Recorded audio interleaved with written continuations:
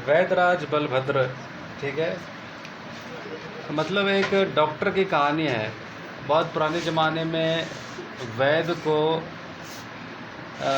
आज जिसको आप डॉक्टर कहते हैं ना, पहले उसको वैद कहा जाता था, ठीक है, वैद।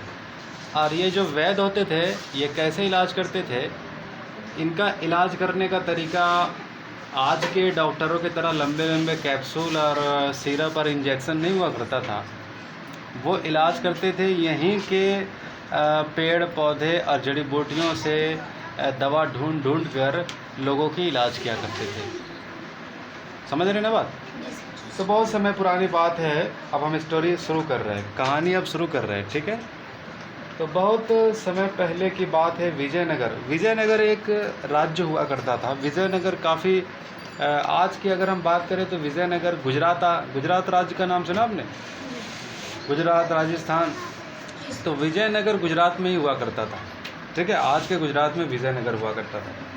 तो काफ़ी प्रसिद्ध राज्य था। यहाँ पर दो भाई रहा करते थे, बलभद्र और वीरभद्र, ठीक है। दोनों प्रसिद्ध डॉक्टर थे, मतलब उस ज़माने में वैद्य थे।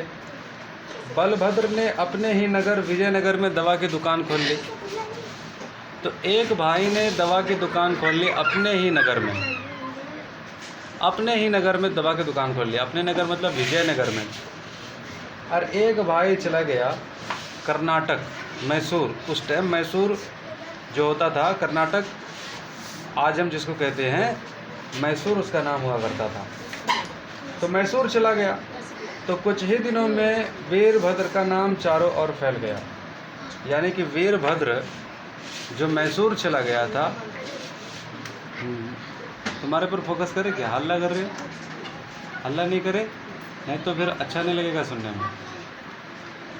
तो हम देख रहे हैं क्या कि जो कर्नाटक जो भाई चला गया वो काफ़ी मशहूर हो गया। उसका नाम चारों तरफ तारीफ़ें गुणगान, कहते हैं ना, अच्छा डॉक्टर का नाम क्या होता है? मशहूर हो जाता है। क्या हो जाता है वो? पीछे वाली सुन रहे हो ना?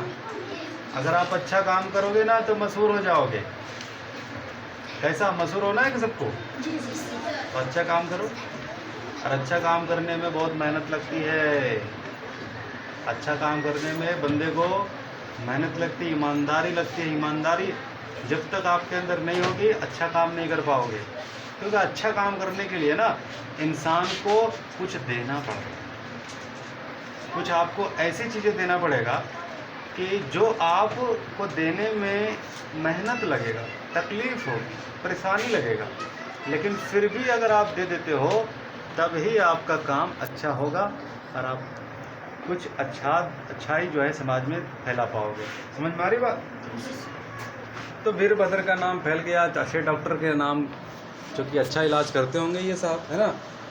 तो राजा के दरबार में भी उसका आना जाना होता था। मतलब अब जाहिर सी बात है, मैसूर राज्य में इनका नाम पूरा मशहूर हो गया तो बड़े डॉक्टर को ही ना सब बुलाते हैं। अगर किसी अमीर आदमी का, पैसे वाले रईस ज़्यादा का तबीयत ख़राब हो जाए तो वो मेडिकल में या फिर छोटे मोटे डॉक्टर के पास जाएगा। वो तो कहेगा शहर का सबसे मशहूर जो डॉक्टर है उनका पता बताओ, मैं वहाँ जाऊँगा।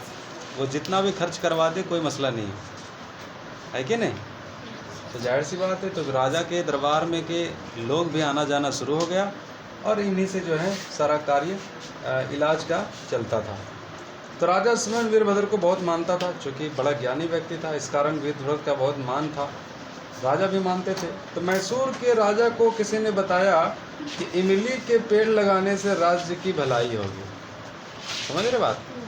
तो मैसूर के राजा को किसी ने बता दिया कि राजा साहब, अगर आप इमली का पेड़ लगा दीजिएगा ना तो पूरे राज्य की क्या हो जाएगी?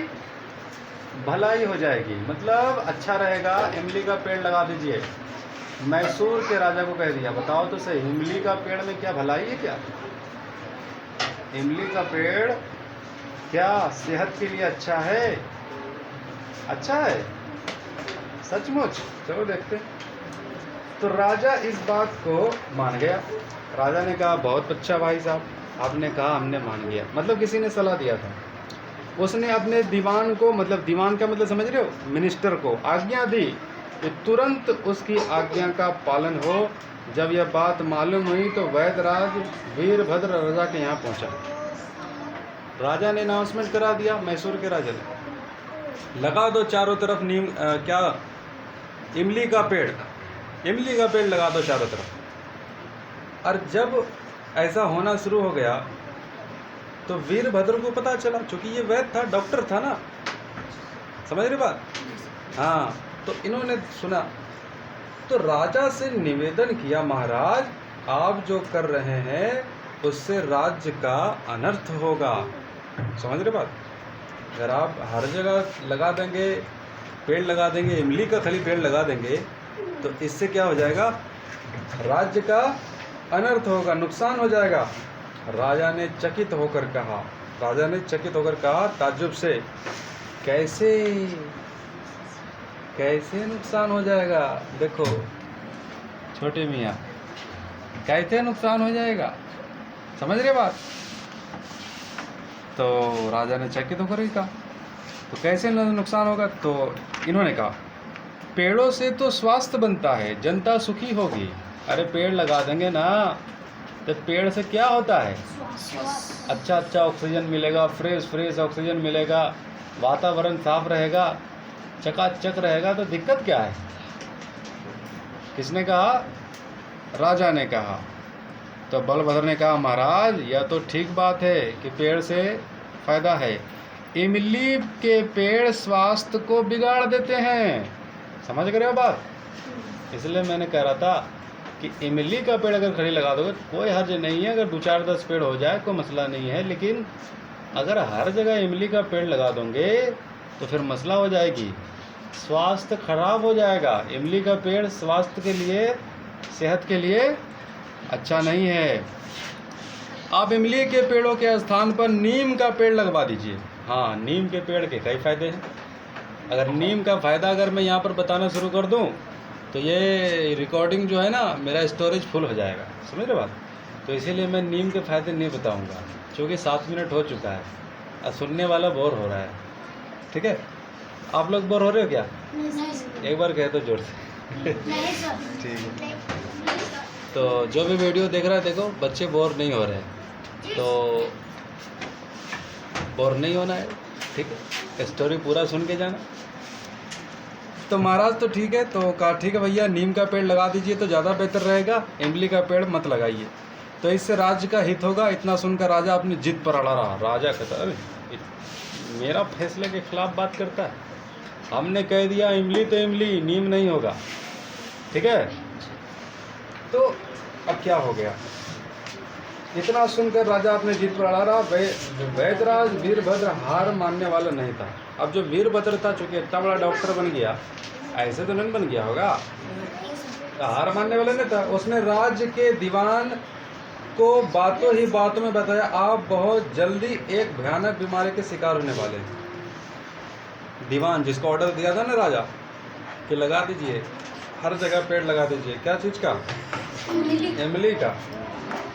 तो वैदराज यानी कि वीरभद्र ने कहा उसी को कि आप बहुत जल्द बीमारी के शिकार होने वाले हैं, अतः आप सावधान रहे।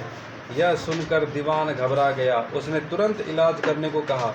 वैदराज ने कहा, श्रीमान मेरा भाई बलभद्र विजयनगर में रहता है, वह भी प्रसिद्ध वैद्य है, आपका इलाज वही कर सकता है।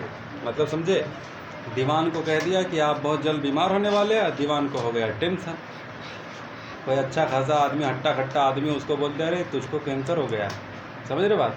मैं बोल दूँ तो कोई फ़र्क नहीं पड़ेगा, डॉक्टर बोल दे तो सूख के कांटा हो जाएगा। समझ रहे बात? नहीं समझ में आ रही बात?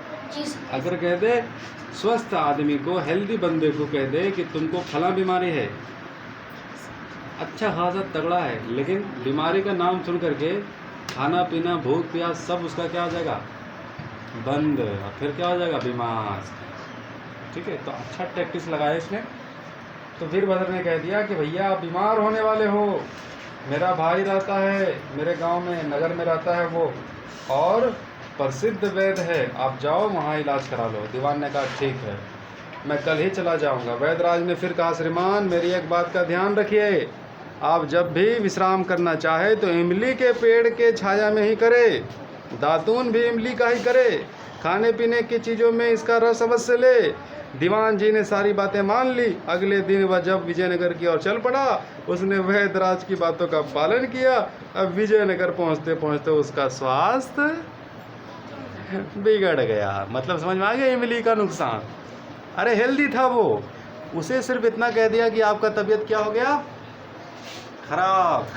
खराब होने का तरीका भी बता दिया। कहे देखो डॉक्टर इलाज भी करना जानता है और बीमार भी करना जानता है। डॉक्टर के पास सब आइडिया है।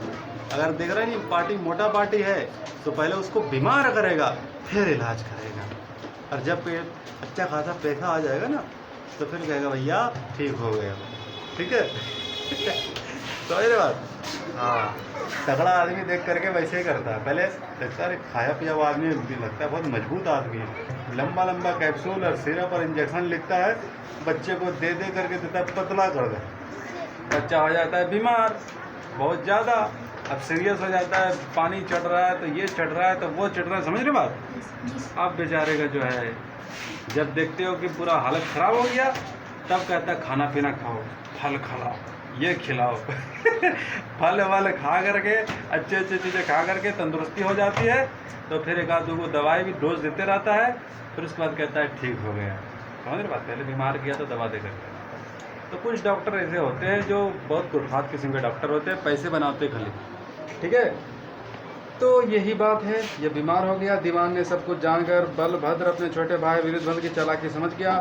2 दिन तक उसे दीवान जी को संतुष्ट करने के लिए कुछ गोलियां दी। तीसरे दिन उसने कहा, श्रीमान आपकी बीमारी कोई खास नहीं है, अब आप जा सकते हैं। मेरी एक बात पर ध्यान दीजिए, रास्ते में आप नीम का छाया में विश्राम करें। नीम के बगीचे में ही उसने कहा था इमली, वीरभद्र ने। अब बलभद्र कह रहा है कि देखो नीम के छाए में विश्राम करना, नीम का दातुन करना, खान पान में उसका रस का उपयोग करना। दीवान जी ने ऐसा ही किया और मैसूर पहुंचते पहुंचते उसका तबीयत क्या हो गया, ठीक हो गया। तो नीम का फायदा और इमली का नुकसान समझ में आ गया ने? यही तो कहानी। तो उसका स्वास्थ्य देखकर राजा भी चौंक गया। भैया अच्छा खासा बीमार आदमी हो गया था, चला गया था इलाज कराने, अभी देख रहे ठीक हो गया आया। तो राजा बड़ा बुद्धिमान था, उसकी बात समझ में आ गई। उसने दीवान जी को आज्ञा दी कि राजभर में इमली के स्थान पर नीम के पेड़ लगवा दीजिए। समझ रहे बात? तो इस प्रकार आपको पता चला कि नीम के पेड़ के काफ़ी गुण है। ठीक है, तो इसी के साथ स्टोरी को समाप्त करते हैं। ठीक है, तो फिर नेक्स्ट चैप्टर पढ़ेंगे।